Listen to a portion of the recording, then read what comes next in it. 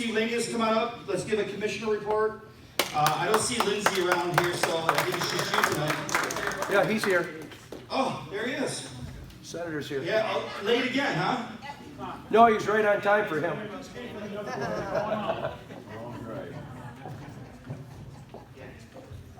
John's going up next. Okay, how's everybody doing tonight? Good, good. Causes and effects. One thing I'm going to tell you about, we got a lot of Democratic causes right now. And we're having a lot of Democratic effects. And we're seeing it nationwide. We're seeing it statewide, and we see it countywide. So everybody here needs to have their own cause, so that our effect is what we're trying to accomplish. And I think Red and Lance are on the right track here. And just so you two guys know, I spent $150 in my campaign. $150. And you know how I won? Was knocking on doors. That's how I won, was knocking on doors. So that's where you people, precinct delegates, any volunteers that can help Lance or Red or any other candidate you support, knock on doors. That's the best way for them. Okay? So now about commissioner stuff. Holy cow, where do I start? I'm not sure where I can stop if I do start. But one thing I want to address to John tonight, he brought it up earlier. About government edicts, the governor's edicts. And I want to speak on that just a little bit because a lot of people don't understand, okay? Those edicts will hold water because of the grants they're attached to, okay? So all the grants that come out are technically government contracts. When a grant is put out, it has stipulations in it. If you're going to sign up for the money for the grant, you're going to follow the stipulations. If that says that you include what the governor says, then that's what you do. ARPA is the best example of the contracts that was presented by the government to the townships and to the counties. Right in the clause, you will accept what the president says, okay? Because number one, you took their money. You can call it blood money if you want. But once you sign that contract for that grant, that's it. When the ink's dry on the paper, it's a contract and you're bound to it. So when your candidates are out signing these contracts for grants, think about that a little bit. Because those grants are your money out of your pocket. So they're taking money out of your pocket, giving it back to you in a grant, and taking your rights away because you agreed to take the money from them. Ah, what a Ponzi scheme, huh?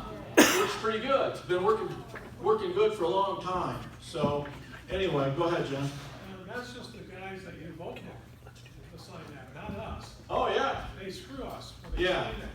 Well, it's not just politicians that do that, okay? Let me give you an example, because we have 20 plus healthcare networks in Hillsdale County, okay? 20 different ones. They're not all non-for-profit, but a lot of them are. Their sole financing is grants, okay? And some of them pay people to write grants for them, okay? So they're pretty good at getting the money squeezed out of the state. But in doing so, they're also constrained to what they can spend the money on, how much they can spend here and how much they can spend there. So when they go out for those grants, they know what they're looking for, and they're not necessarily a politician. The health department in Coldwater, we're a Tri-County Health Department. They get grants all the time. I know they work pretty hard at getting grants. There are other agencies also in the county that receive grants for their operations. So that's just, go ahead. Is it true that the township for, which one, was it your township? That they took the money that they, matter of fact, they could take the guns away from them? No, that wasn't, I don't think, I haven't heard that. I think it was Moscow. Well, I'm in Moscow, but the gun deal is another issue. That's a whole separate If issue. you take the money, then they can take your guns away. Yeah. They're coming for all of it. They're coming for all of it. No, but that's part of the grants of people, some of these liberals that run the townships. Well, you gotta, There's never been a Democrat in 51 years, one here in Hillsdale County. Yeah. He run as Republicans, and that's got no, I think you're wrong there. There's been a lot of Democrats that have won in the county. They just carry the Republican banner. Okay? So, that's gotta stop. well, It's up to us who's gonna run for it. that's right. You know, vet the candidate that you're voting for. Lance, How about the courthouse? I was getting there. Can I do one more on the ARPA before, John, I think, mentioned that it's the politicians. It's not just the politicians. One of the reasons in the complaints that people had in Adams with our recall was the fact we didn't take ARPA money. We've got to educate the people too, not just the politicians. Well, you're right, Mark. We do have to educate the people, but when everybody went to, kindergarten, you did well, you got a sucker, right? You got a sucker for doing good. Well, so you wanted to do good, so you got a sucker. So every time you did good, you got a sucker, right? Pretty soon you're hooked on the sucker, right? You don't do any different. It's the same way with the money, right? Once they realize they can get a grant, hey, this grant works pretty good. It didn't cost us anything but time to sit down and write the grant. Let's do it again. Let's do it again. Let's do it again. And the government says, yeah, we'll give you a grant, but follow these guidelines. Follow these guidelines. Don't worry about the fine print. Just here's the money. Don't worry about the fine print. That's how ARPA went through. And I had one fellow ask me on the ARPA, he says, well, isn't this how the contracts are all written? That's a good question. I can't answer that question because I don't read them all. My goodness, it would take, a whole team of people to read all the grants. Because there's thousands of them. There are thousands of grants coming from the government, whether it's federal or state. And I couldn't even begin to tell you how many there really are and how much money's involved. And there's a lot of ways there too. So, okay, Lance, to your question about the courthouse. Right now, I think we're around $10 million, okay? And I don't have the numbers in front of me. If I knew I was going to speak tonight, I brought numbers, but I didn't. But recently, the construction company that's doing the work found a shortcut in some of the carpenter work. So they took some of that money from the carpenter work and reallocated it to the masonry work, which brought the whole price of the project down. So right now, it looks to me like by the time we get done, we're going to be a little under 12 million. Now, I can't be quoted on that right down to the wire because I don't have the numbers in front of me, but it looks to me like if I was going to throw darts, that's where I'd be. It's just a little under 12 million. So, won't be this year. I'm going to tell you it's probably going to be spring, about this time next year maybe. I know they're moving right along. The windows are about 80% in, and they're down the second level. Let's see, I think the second level down. So technically, they can take that scaffolding down to that level when the window people are done. Okay, so Heritage is working with the window folks so they can use the scaffolding to finish the windows around that level. Okay, so Kelly? Yeah, do you think, it's been a while, but they brought to the commissioners about building a new courthouse, and Doug Ingles said that he thought the Branch County Courthouse wasn't appealing, and he thought we should keep our courthouse historical. So do you think we made a good move, or based on the plans going around for $10,000, do you think we maybe should have built a different one? You want my opinion? Okay, here's my opinion, and I'll tell you. And I've talked to all the other commissioners about it, and I kind of got laughed at. Night court. We've got the square footage in the building. There's plenty of room in there. I'm a businessman. I have my own business. If I want more floor space, you know what I do? I work more hours.